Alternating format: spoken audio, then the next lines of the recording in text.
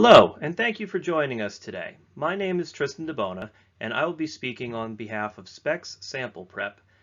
Today's webinar is on the importance of sample preparation with regard to hemp and cannabis. I'd like to start by introducing our company, SPEX SamplePrep. We're a manufacturer of sample preparation and laboratory equipment. We've been around since 1954. Most of what we focus on these days is sample preparation equipment, mostly grinding and milling of different forms. We are proud to say that all of our equipment is made here in the USA and that we are an ISO 9001 certified company.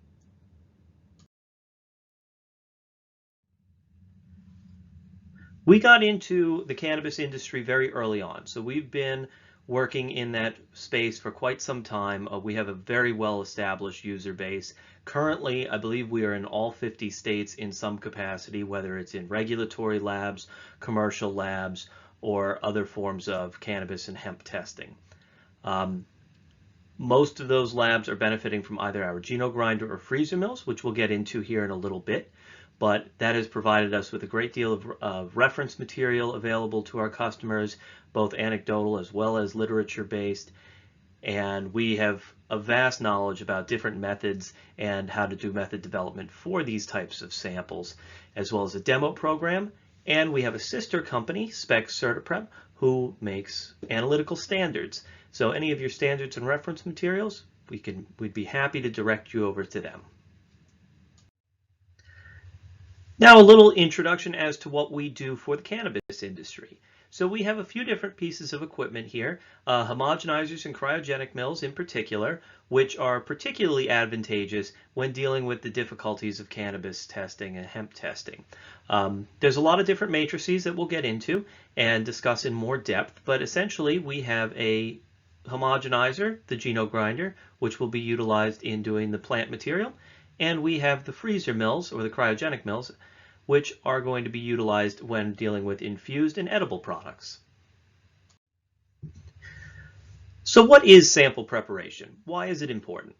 Well, the first stage when any raw material or anything that you wish to test is brought into a laboratory is to get it into a state where it can be tested and to get it representative of what you want to test. So a small analytical sample can be used to represent a large batch or a large population.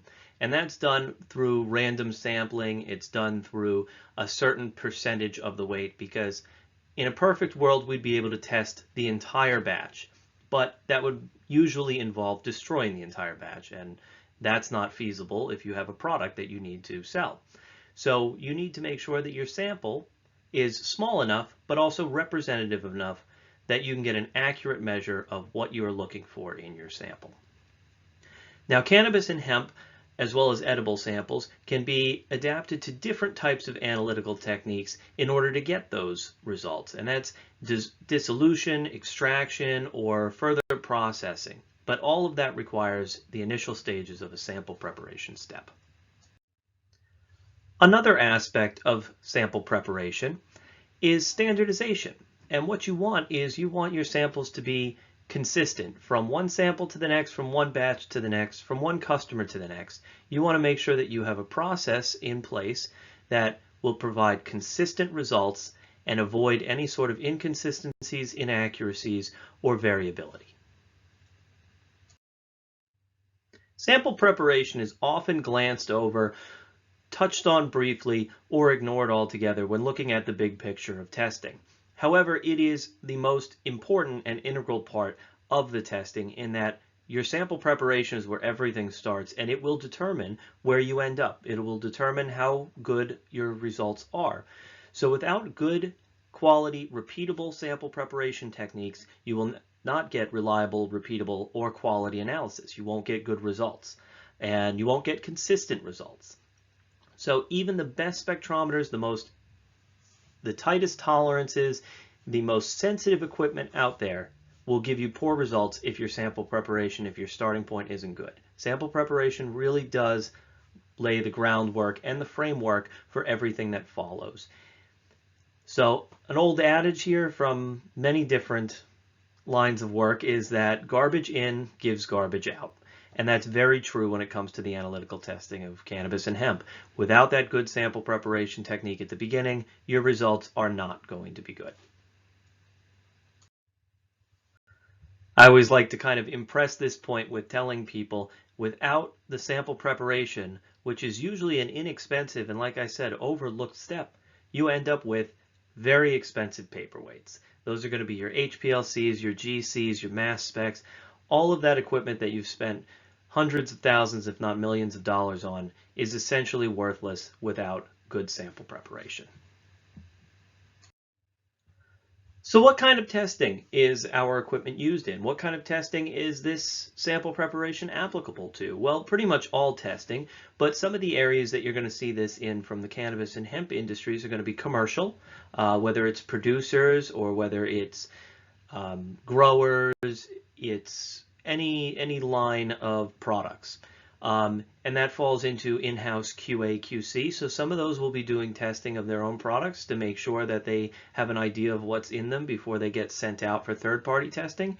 In other cases, that will be third-party testing where they are providing that as a service to their clients, and that is their product, is the testing for regulatory as well as issuing certificates of analysis, whatever the case may be.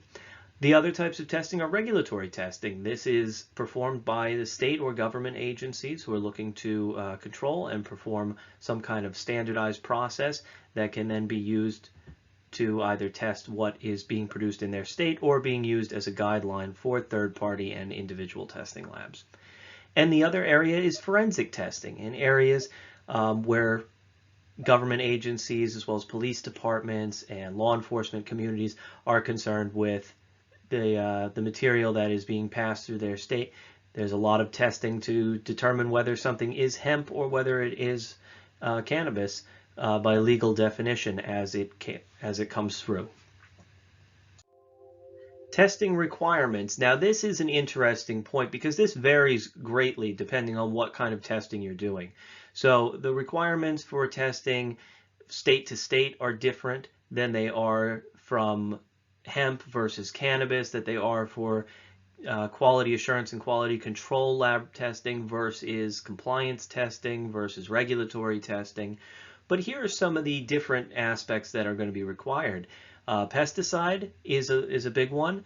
Potency for the cannabinoids, both CBDs as well as THC and the myriad of other cannabinoids that have been identified. Terpenes, which are those nice scent molecules. Residual solvents, which would be used in the extract process. Heavy metals, which could be present in the soil as well as into the plant, as we find cannabis and hemp are really great at uptaking certain things from the soil. So in some areas, they're even being used for soil remediation.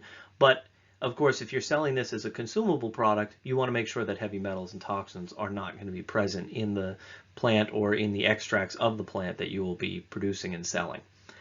Mycotoxins, which are toxins that come from mold spores, yeast spores, that kind of thing.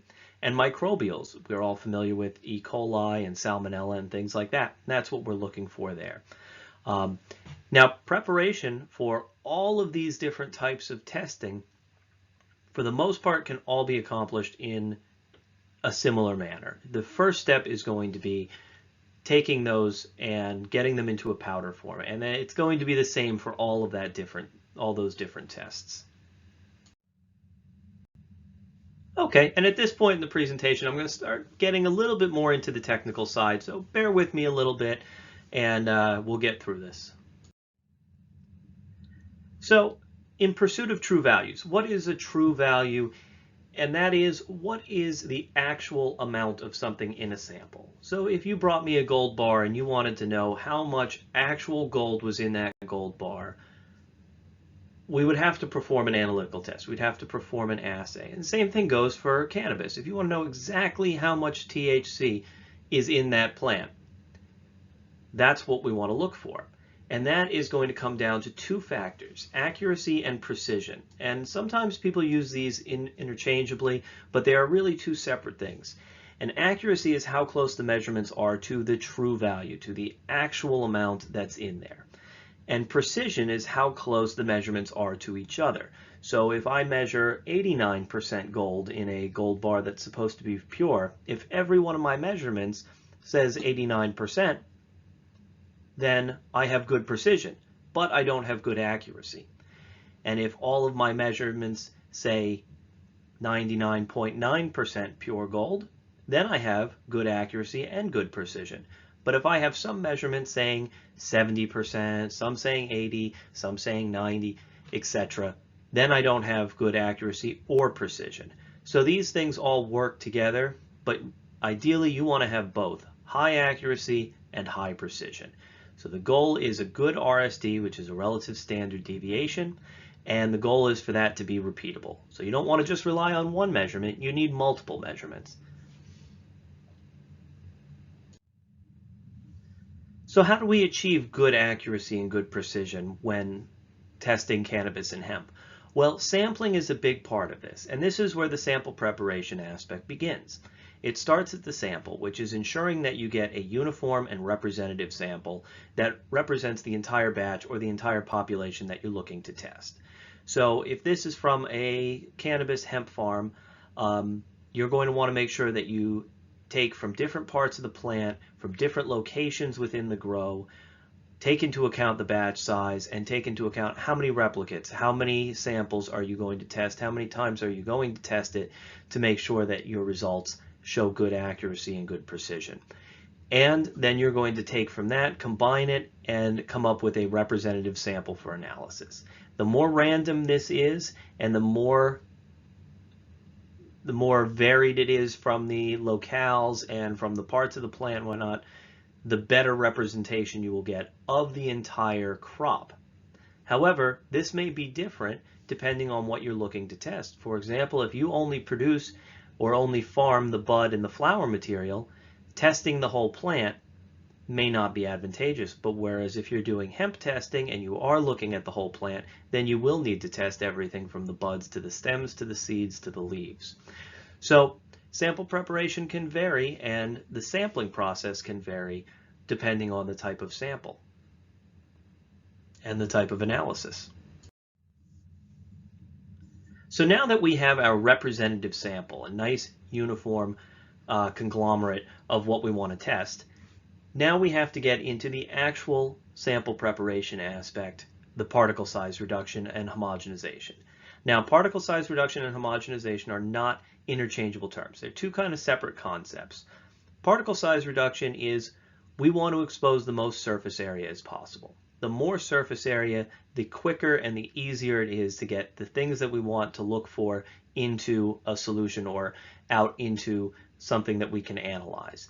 And if you want to think about it in terms of on the macro scale, think about a sugar cube, how long it takes a sugar cube to dissolve versus a teaspoon of confectioner's sugar. Confectioner's sugar is very fine, very finely ground. It has a lot of exposed surface area and it goes into solution almost instantly. Whereas a sugar cube, you may sit there and stir for sometimes minutes before that actually gets dissolved. Similar concept. So the smaller the particle, the quicker and the more efficient the extraction is. Now, homogenization, on the other hand, is a little different. Homogenization is making sure that no matter where you take from in that powder, it's going to have the same consistency, the same analytes in the same percentages. So if I have a yard of mulch and I grab a handful from one part of the wheelbarrow and I grab a handful from the other part of the wheelbarrow, they may or may not be homogeneous. If it may look the same, but it may not be the same material. It may not have the same amount of dye or the same amount of cedar versus, hickory or whatever is in there. But by doing particle size reduction and by doing milling and mixing of the material, we can get that material to be pretty much representative across the board, to the point where when you pick up a handful from either side, they are, for all intents and purposes, identical in terms of composition. And that's what we're going for with homogenization. That way we eliminate any variability. A little bit more of a technical definition of particle size reduction. is that as particle size decreases, the surface area to volume ratio increases. So even though the volume is getting very small, the surface area is getting larger relative to that volume. So smaller particles will have a greater surface area to ratio, or volume ratio, which will create greater extraction efficiency and will provide better accuracy and precision. And if you look at this slide carefully, you'll see that number 1, which is a surface area of 3 centimeters, has a surface area to volume ratio of 1, essentially 1 cubic centimeter. Whereas that tiny little sphere, number 3, which has a radius of only 3/4 of a centimeter, has 4 times the surface area to volume ratio. And you can think about it in terms of, if you were trying to drill through that sphere. If you're trying to drill through sphere number 3, it's going to take you almost no time to get to the center of that and to get everything out of that sphere. Whereas number 1, it's going to take you a lot longer. So the bigger the sphere, the longer it takes a solvent to penetrate and to get all and leach all of that material out and into solution.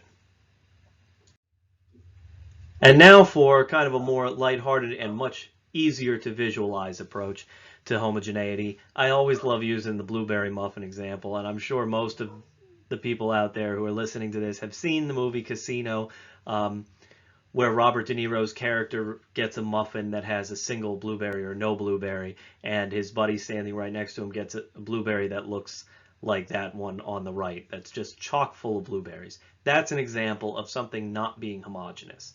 So when you get one blueberry versus 10, 15, whatever, those may have come from the same batch of material. They may have been baked at the same time, made with the same batter, but for some reason the blueberries all ended up in one part and not the other.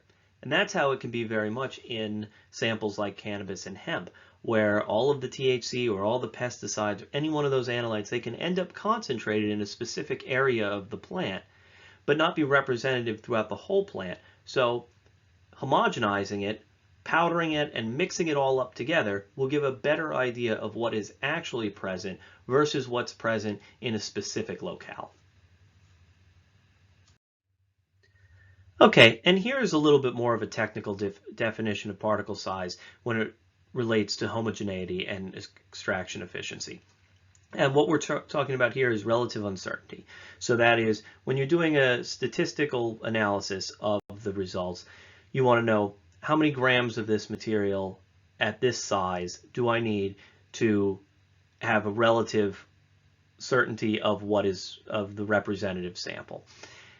So most cases, like if you're talking about FDA and USDA, they allow for about a 95.5 or a plus or minus 5% uncertainty, 5% error.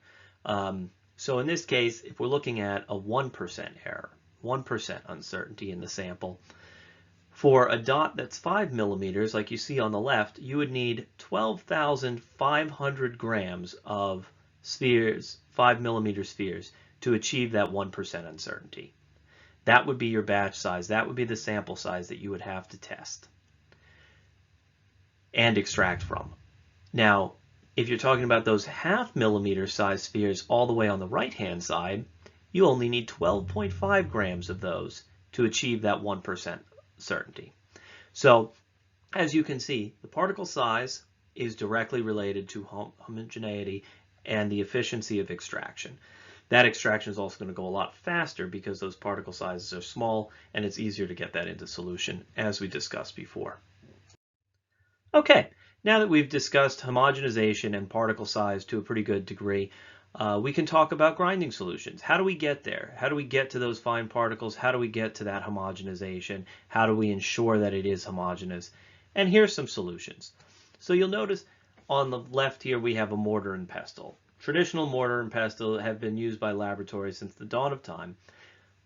Unfortunately, in the analytical laboratories, this is probably not an optimal method, as for one, different people will grind differently, provide different pressures, which may lead to inconsistent particle size, which will affect the results. Another issue is that it's an open system. Things can get out and things can get in very easily. So there's no real way to ensure that you haven't contaminated the sample or that you haven't lost sample. And now your sample has a different weight measurement, has a different, consistency. You may have lost a large chunk of whatever analyte you're looking for. So this is not a safe system for that. The one in the middle here, you've all probably recognized the magic bullets or the bullet blenders, or any name that they go by. These are blade mills. So these use a spinning blade at high RPM to chop up the sample into fine particles. The disadvantage to these is, for one, everything has to be cleaned. If you want to avoid contamination from one sample to the next, those blades have to be cleaned, the containers have to be cleaned, and I assure you those are not easy things to clean, especially if anybody knows how sticky the bud and the different forms of cannabis and hemp can be. Those sticky oils, those trichomes from the surface of the flowers and the plant are very difficult to get off, to clean off of that stuff. And unfortunately, with blade mills, you also have the centrifugal force, which spins that material, that oily and waxy material, to the outside, to the sides of the container. Doesn't necessarily get picked up on a lot of the ground plant material, and therefore it's not really representative. So we come to the coffee grinder, same issue as the bullet blender. I'm not even going to go through it again because you can infer from that. It's the same thing of spinning blade, even more difficult to clean. And the one on the bottom is your traditional cannabis or hemp hand grinder. And believe it or not, we've actually seen people using these in laboratories. This is not a scientific device.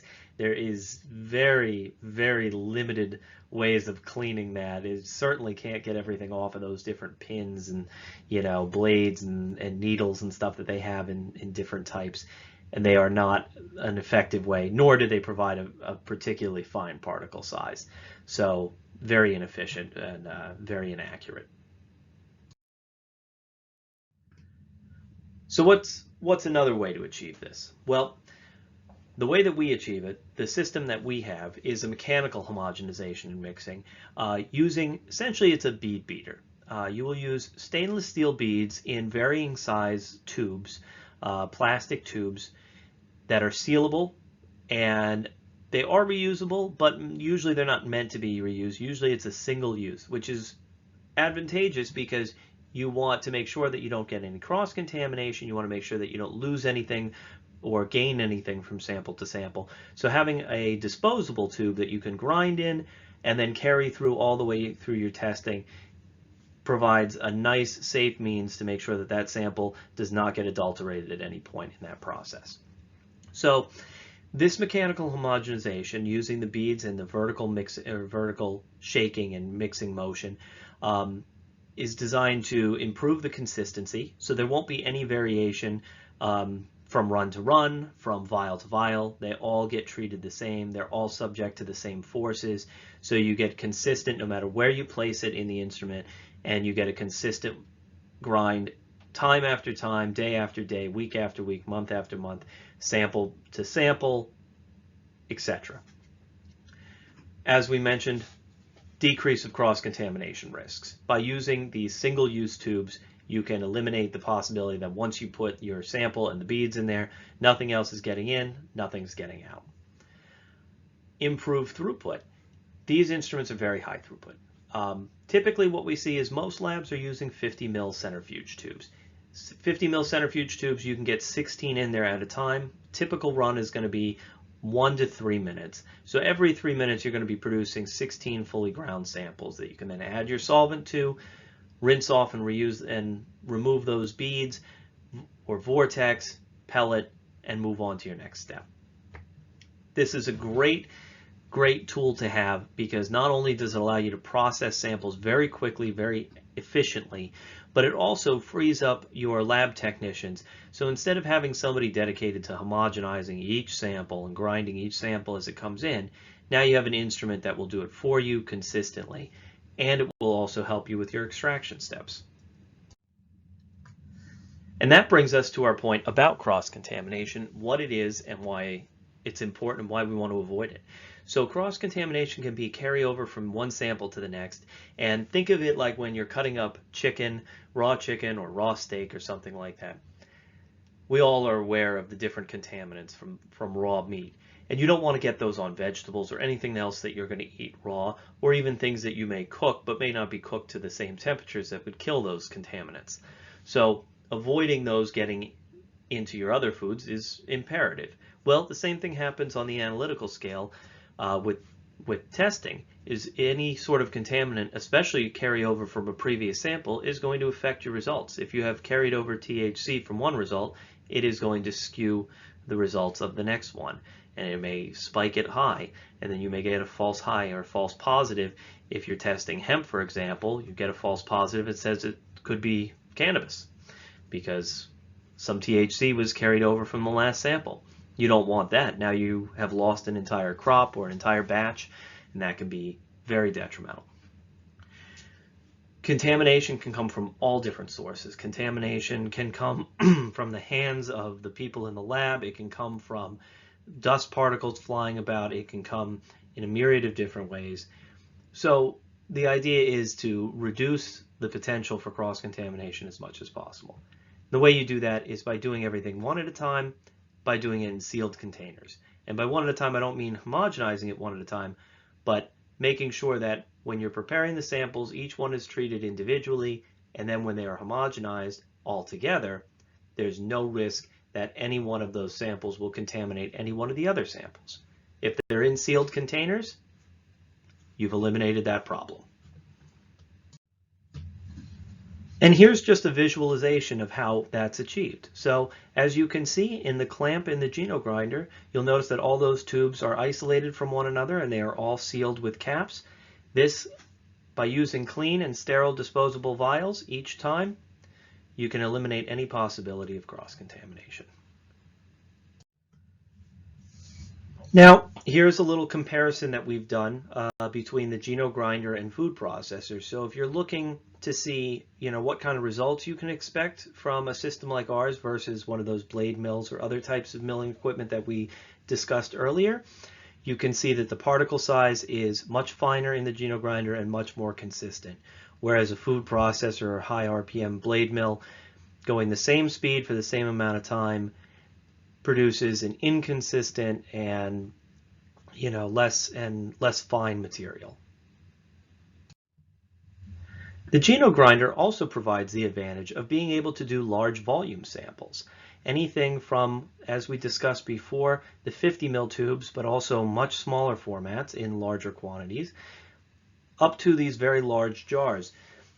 We have foam holders and different solutions to accommodate up to 80 grams of commercial hemp or cannabis in a 25-ounce jar, and you can run 2 of those per run. So every 3 minutes you could theoretically process 160 grams or 2 large batch samples of cannabis or hemp per run.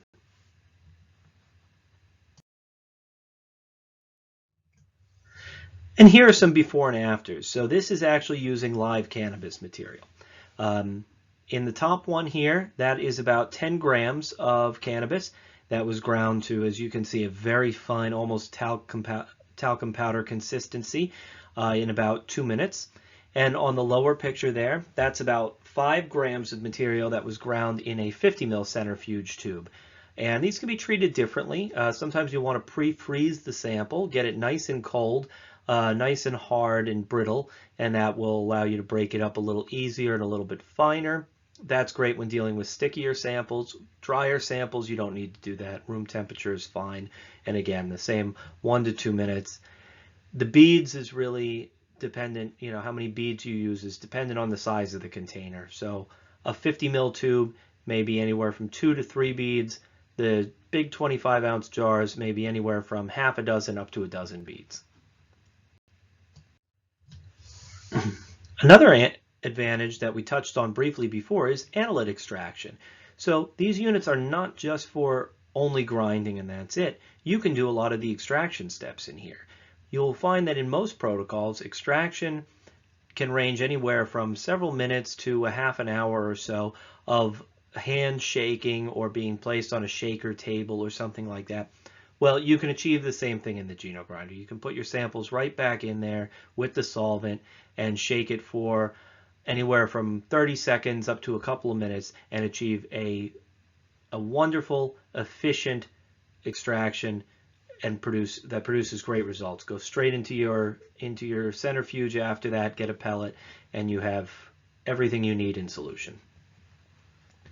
And the beads that we use in these mills are typically stainless steel. We recommend that you get them from us or from a reputable supplier, so that you can make sure that you're not getting any heavy metals or any contaminants into your sample. Ours are certified 440 stainless. The advantage of that is that they're also magnetic. So the beads can be retrieved from the tube using a magnet, rinsed off with the solvent, and reused many times. And you don't have to worry about cross-contamination. They're non-porous, and they can be cleaned pretty much by anything that you want, whether it's autoclave or dishwasher. Anything you want can ensure that those get all the material off. And just to kind of elaborate on that point before, we have done in the past pesticide recovery studies using the catcher's method, but comparing manual shaking to the Geno grinder in terms of extraction efficiency. And you can see across the board for every instance, the Geno grinder outperformed hand shaking by a significant margin. So there's no question that that is an optimal method for doing extraction.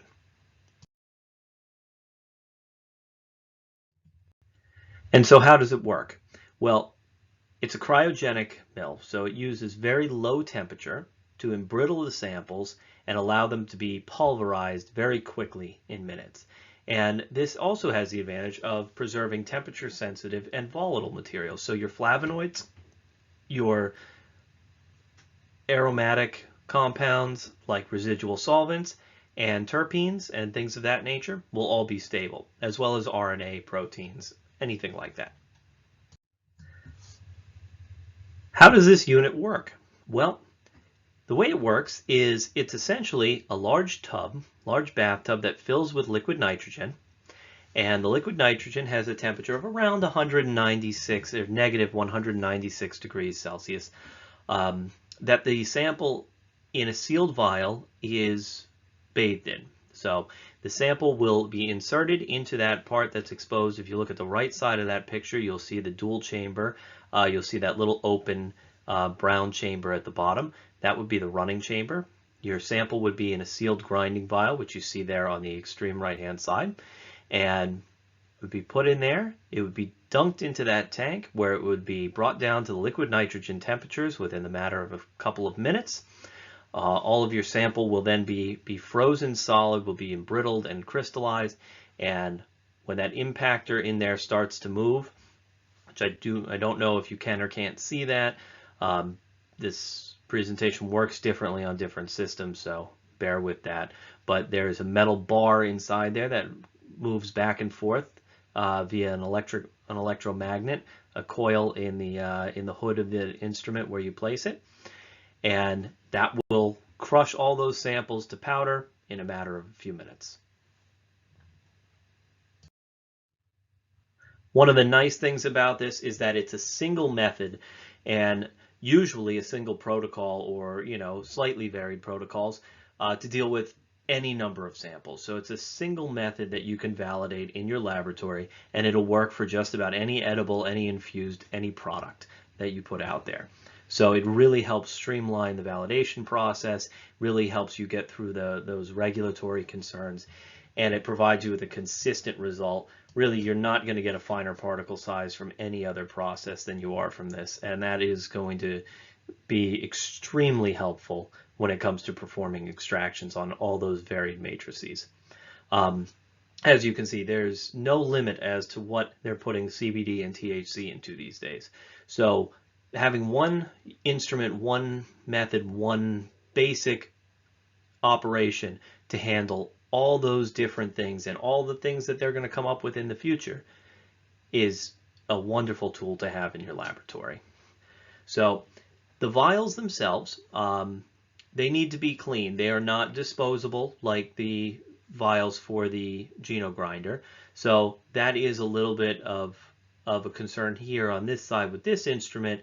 So for the advantage of being able to do everything, it has the disadvantage that it does need to be cleaned a little bit more intently. So but they're very simple. There's absolute cylinders, so you just take a bottle brush and you can run it through and take out all that material. Everything's been powdered, so it all goes into solution very nicely, which means lukewarm water and a little lab detergent will clear out any of that material very quickly. Doesn't really get stuck to anything or caked onto anything. So very limited, if properly cleaned, it's a very limited opportunity for cross-contamination from sample to sample. Also, the end plugs and the impactor are all made out of stainless steel. So those are very easy to clean and sterilize as well. And the question has come up time to time about, the materials, whether it's seals. You don't have to worry about liquid nitrogen. You're not freeze drying these samples. You are simply freezing them. The liquid nitrogen never enters the cylinder. The cylinders, when they hit the liquid nitrogen, the polycarbonate makes a nice tight seal against the stainless steel end plugs, and you have a nice closed system. So it's excellent in that regard, and it won't compromise your sample in any way. And that just about concludes our cannabis presentation. I have a full list of protocols. If you are interested in learning more about either one of these instruments, if you're interested in pricing, or if you'd like to know more about the individual applications and the individual protocols, I'd be happy to send you a copy of that document. We have lots of articles, lots of application notes that I can provide to you as well. So a little bit of a wrap up here. So sample processing and preparation is probably the most important step of analysis. I can't impress that enough. And if you take anything away from today's presentation, I hope that you understand that point. It is critical to achieve homogeneity. Reduction of particle size is what achieves accuracy, precision, and what allows for efficient extraction. Again, that is imperative, and those are all necessary to get good quality results. And automation process, where do these instruments really shine is in improving your throughput, improving your accuracy, your precision, reducing errors and reducing the potential for contamination, providing consistency, repeatability, reliability. These are very robust instruments that require very little maintenance, and to reduce your time and labor costs. I mean, there is really nothing I can impress more than the fact that this equipment will pay for itself over and over and over again, just in the amount of time and labor savings alone, not to mention the quality of your results. Well, thank you very much for tuning in today and for bearing with this presentation and bearing with me. I hope you enjoyed it. I hope you took away a lot from this. And please, if you have any questions or if there's anything else I can do to be of assistance, my information will be on the next slide, and I will put that up for you.